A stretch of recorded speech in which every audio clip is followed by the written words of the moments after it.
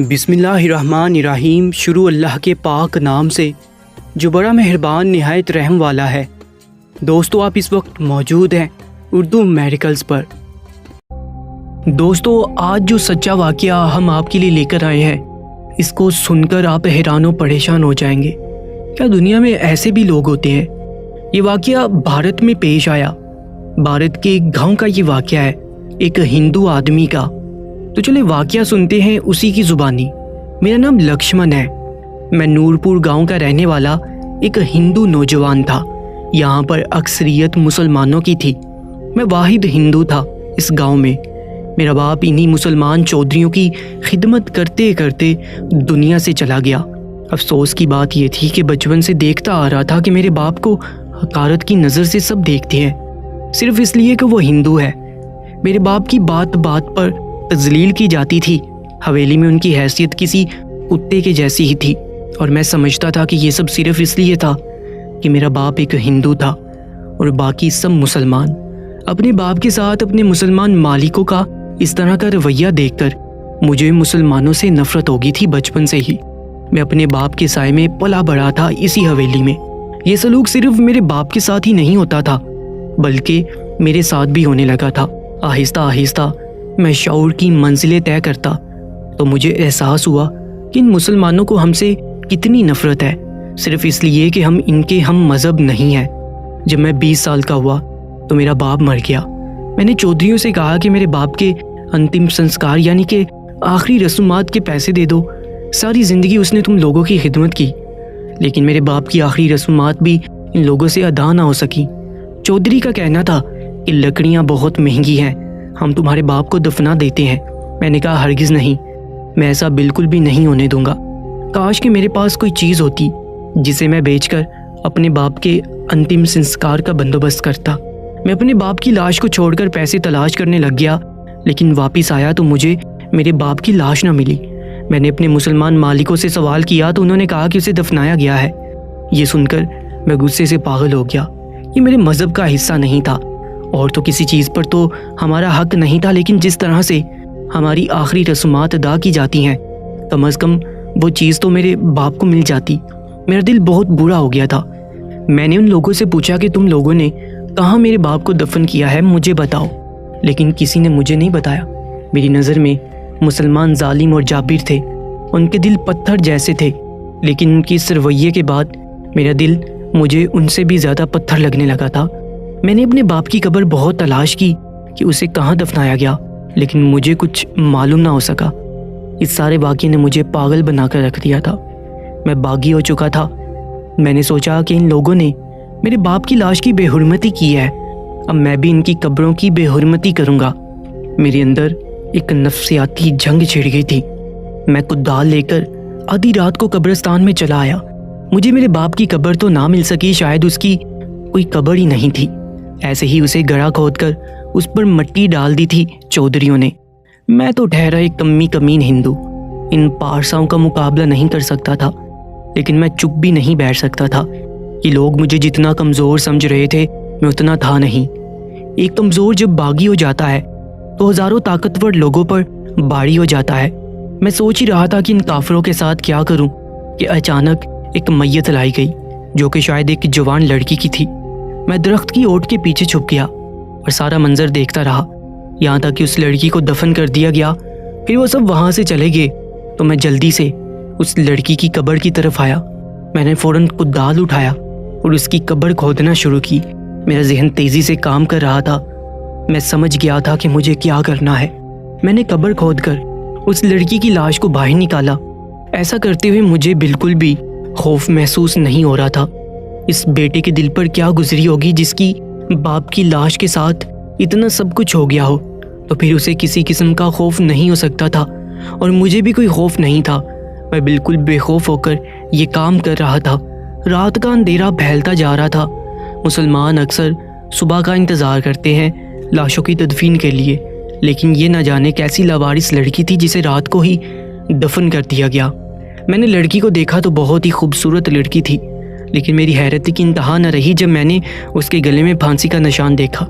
پھانسی کا نشان دیکھ کر اگلے ہی پل مجھے سارا ماجرا سمجھ میں آ گیا تھا، یعنی کہ ان مسلمانوں نے اس لڑکی کو پھانسی دے کر قتل کر دیا تھا۔ ضرور اس لڑکی سے کوئی غلط کام ہو گیا تھا جس کی وجہ سے اس پر الزام لگا کر راتوں رات اسے قتل کر کے اسے دفن کر کے چلے گئے تھے۔ میں اس لڑکی کا چہرہ دیکھتا رہ گیا۔ وہ اتنی حسین تھی اور 14ویں کے چاند میں بالکل چاند سی لگ رہی تھی۔ یقیناً اس کے حسن نے مروایا تھا۔ خوبصورت لڑکیوں کا اکثر یہی انجام ہوا کرتا ہے۔ اسے دیکھ کر میں بہک گیا اور میں نے اس لاش کے ساتھ بدفعلی کی اور پھر سے اسے دفن کر دیا۔ اس عمل کی شروعات تھی۔ پھر مجھے دوبارہ سے یہی سب کرنے کی خواہش ہوئی اور میں اس انتظار میں تھا کہ کب کوئی لڑکی یا عورت مرے گی اور میں اس کے ساتھ ایسا کام کروں گا۔ جتنا سکون اس لڑکی کی لاش کے ساتھ بدفعلی کرتے ہوئے مجھے ملا تھا، شاید ہی زندگی میں مجھے کبھی اتنا سکون ملا ہوگا۔ مجھے ایسا محسوس ہو رہا تھا کہ میں اپنے مرے ہوئے باپ کی لاش کی بے حرمتی کا بدلہ لے رہا ہوں۔ کہتے ہیں انتقام کا چکر کبھی ختم نہیں ہوتا ہے۔ شروع میں تو میں نے انتقام کی غرض سے یہ سب کچھ کیا تھا، لیکن بعد میں مجھے لت پڑ گئی۔ اب میں اس انتظار میں تھا کہ کب کوئی جوان لڑکی مرے۔ پھر گاؤں میں ایک 16 سالہ لڑکی کے مرنے کی خبر آئی تو میری خوشی کی کوئی انتہا نہیں تھی۔ میں پہلے ہی قبرستان میں جا کر اس کی طاق میں بیٹھ گیا۔ اس کے وارث لڑکی کی تدفین کے بعد وہاں سے چلے گئے تو میں نے پھر کدال اٹھایا اور قبر کو کھودنا شروع کر دیا اور 16 سالہ لڑکی کے ساتھ بھی وہی کیا۔ یہ سب کرتے ہوئے مجھے عجیب تسکین محسوس ہو رہا تھا۔ ایسا لگ رہا تھا کہ میں مسلمانوں کے ساتھ بہت برا کر رہا ہوں۔ میں ان کے زندہ کو کچھ نہیں کہہ رہا تھا، میں ان کے مردوں کو تکلیف دے رہا ہوں، کیونکہ ان لوگوں نے بھی میرے مرے ہوئے باپ کے ساتھ برا کیا تھا۔ پھر میں اس کام کا عادی ہو گیا تھا۔ مجھے لگ رہا تھا میری زندگی کا صرف یہی مقصد ہے۔ جب بھی کسی لڑکی کے مرنے کی خبر آتی تو میری خوشی کی کوئی انتہا نہ ہوتی۔ میرے باپ کا دکھ، بدلہ، رنج و غم سب پس منظر میں چلا گیا تھا۔ اب مجھے عجیب سا نشہ ہونے لگا تھا اس کام کا۔ مجھے زندہ عورتوں میں کوئی دلچسپی نہیں رہی تھی۔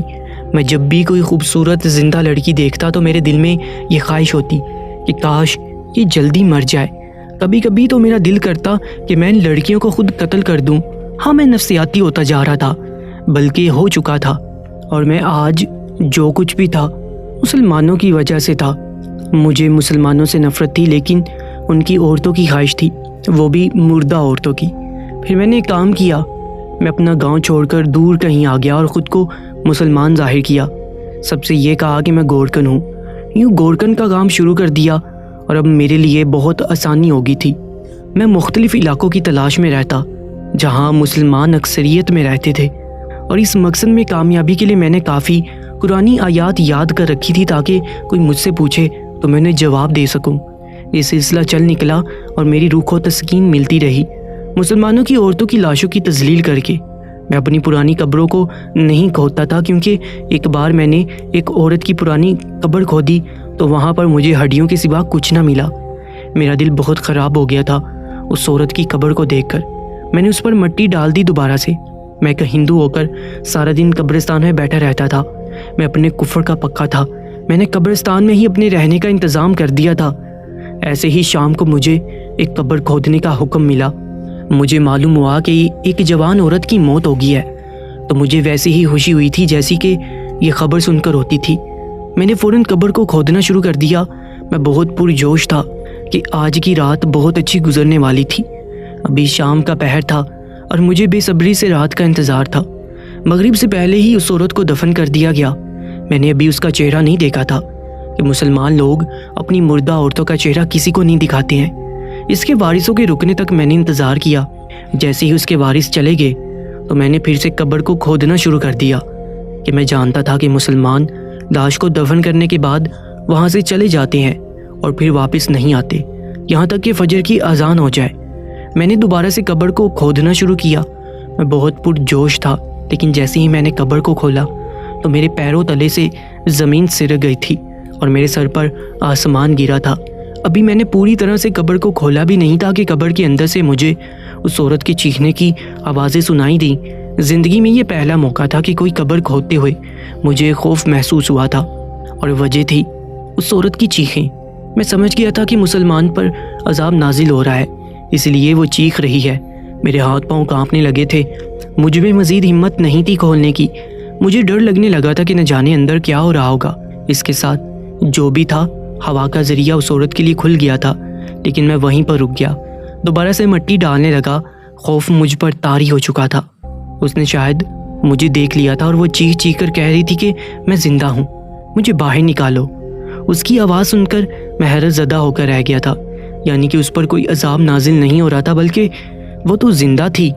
اگر وہ زندہ تھی تو اسے دفنایا کیوں گیا تھا؟ میں نے خود اپنے ہاتھوں سے اسے لحد میں اتارا تھا۔ اس وقت تو وہ زندہ نہیں لگ رہی تھی، وہ کہتی جا رہی تھی، یا اللہ مجھے بچا، میرے اللہ میری مدد کر، مجھے یہاں سے نکال۔ اس کی آہ بکا سن کر تو میری روح لرز گئی تھی۔ جس طرح سے وہ اپنے رب کو پکار رہی تھی، اس کی پکار سن کر پہلی بار میرے دل کو کچھ ہوا تھا۔ میں نے کانپتے ہاتھوں کے ساتھ ایک بار پھر سے کدال اٹھایا اور قبر کھودنی شروع کی۔ وہ لڑکی زور زور سے سانس لینے کی کوشش کر رہی تھی۔ میرے پاس صرف ایک فانوس تھا جسے میں رات کو استعمال کیا کرتا تھا۔ میں نے فانوس تھوڑا نیچے کر کے اس لڑکی کو دیکھا تو اس کی حالت غیر تھی، اس کا دم گھٹ رہا تھا، لیکن اب ہوا کا دروازہ کھل چکا تھا۔ اس نے میری آنکھوں میں دیکھ کر التجائی انداز میں کہا کہ مجھے یہاں سے باہر نکالو، میں مر جاؤں گی، میں مردہ نہیں ہوں، میں زندہ ہوں۔ پہلے تو میرا دل کیا کہ میں اسے زندہ ہی دفن کر دوں، جس طرح کہ اس کے وارث اسے زندہ دفن کر کے چلے گئے تھے، لیکن وہ اتنی خوبصورت تھی اور وہ اپنی خوبصورت آنکھوں سے میری طرف دیکھ کر مجھ سے التجا کر رہی تھی، تو میرے دل کو کچھ ہوا۔ میں نے ساری قبر کھود ڈالی اور اسے سہارا دے کر باہر نکالا۔ وہ زور زور سے سانس لے رہی تھی۔ اس نے مجھ سے کہا کہ مجھے پانی دو ورنہ میں مر جاؤں گی، بس مجھے پانی چاہیے جلدی۔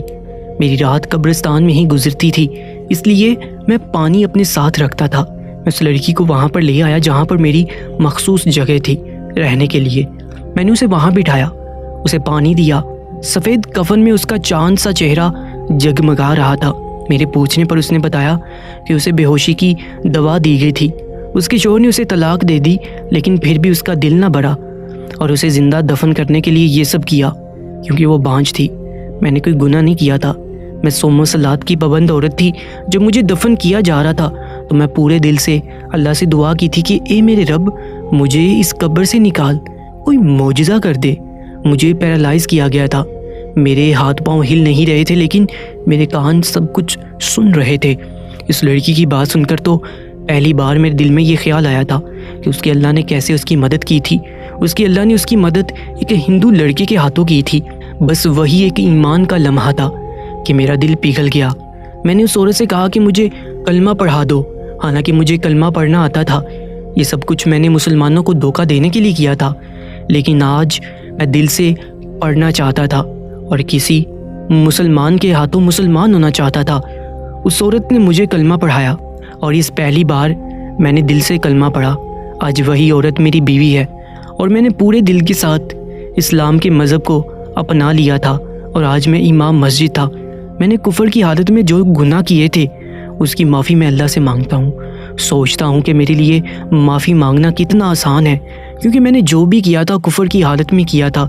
شاید مجھے اسی وقت معافی مل گئی تھی جو میں نے کلمہ پڑھا تھا، لیکن آج مسلمانوں کی حالت کو دیکھتا ہوں تو افسوس ہوتا ہے کہ ان کے پاس ایمان کی طاقت ہے، لیکن اس ایمان کے ہوتے ہوئے وہ اتنے گناہ کرتے ہیں۔ میری دعا ہے کہ جیسے میرے اللہ نے مجھے ہدایت دی ویسے ہی سب کو ہدایت مل جائے۔ مجھے مسلمانوں سے، اسلام سے نہیں، چودھریوں سے نفرت کرنی چاہیے تھی۔ مجھے احساس ہو گیا تھا کہ میرے باپ کے ساتھ جو کچھ بھی ہوا وہ مسلمانوں نے نہیں کیا تھا، بلکہ نام نہاد مسلمانوں نے کیا تھا۔ وہ مسلمان نہیں تھے، بلکہ وہ میرے ہی مذہب کے ہندو لوگ تھے جنہوں نے میرے ساتھ دھوکہ کیا تھا۔ دوستو، آج کے اس سچے واقعے کے بارے میں اپنی قیمتی رائے سے ضرور آگاہ کیجیے گا، اور ایسے ہی واقعات کے لیے ہماری یوٹیوب چینل اردو میریکلز کو سبسکرائب کر لیجیے گا۔ اپنا بہت زیادہ خیال رکھیں۔ اللہ نگہبان۔